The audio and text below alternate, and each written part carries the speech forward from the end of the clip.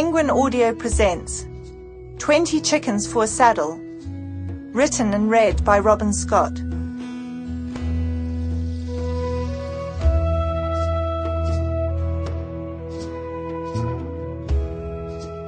Above the bush, the pink and orange street sky had faded to grey.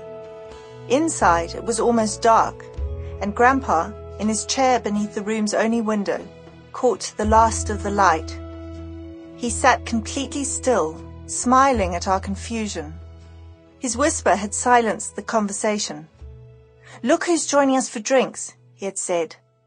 But nothing had moved. The door remained closed, the cat curled peacefully on the sofa. No new sounds interrupted the soft ring of chirps, rustles, and faraway hunting barks. We waited for an explanation. He gave none. His gaze alternated between us and the ceiling. His body remained still. One hand clutched a small glass, full with an equal mixture of red wine and grape juice.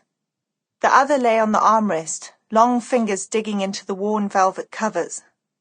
Then a flicker near the ceiling, and a shadowy creature plunged out of the gloom.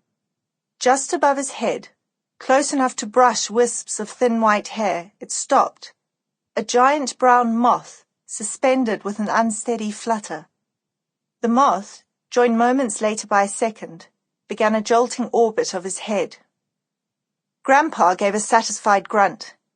He lifted his glass and took a small sip. The moths, ignoring him, continued to circle, and just as carefully he lowered the glass again. He sat motionless, his lips taut and flattened. He hadn't swallowed, and as his eyes followed the moths, a drop of liquid grew at each corner of his mouth, pausing just before it was full enough to slide down his jaw. Suddenly, a dark butterfly shadow eclipsed his cheek. One of the moths, wings flat against his face, long proboscis reaching for a drop. The second moth descended on the opposite cheek. The first flapped away. It was magical and ridiculous, the ghostly, clumsy creatures taking off and settling again. Grandpa, until then so fiercely intimidating, looking like a gentle, badly painted clown.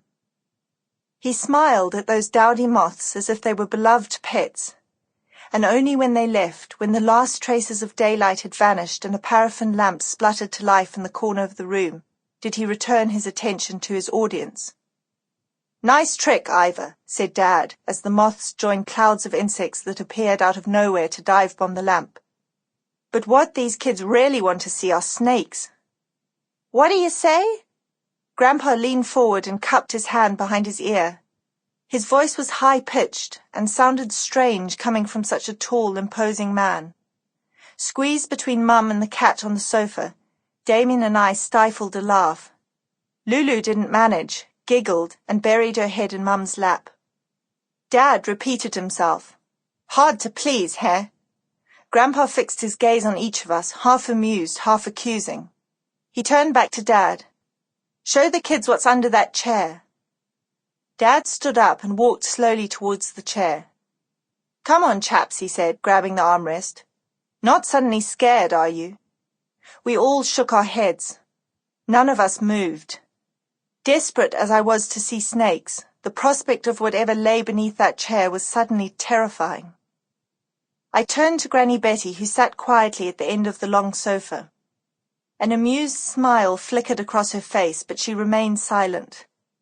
"Go on," said Mum. "This is what you've been waiting for." Grandpa glared at us. "Stand behind your father if you're scared," he bellowed.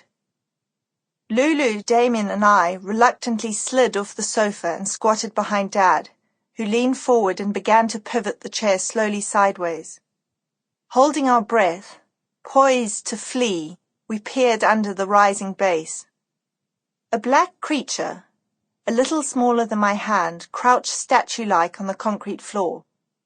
At one end were pincers, evil-looking but tiny compared with the fat, hairy tail, sharply pointed at the tip, which curled up and forward over the wide body. Perfect, regular seams joined shiny black segments of the tail body. Sample complete. Ready to continue?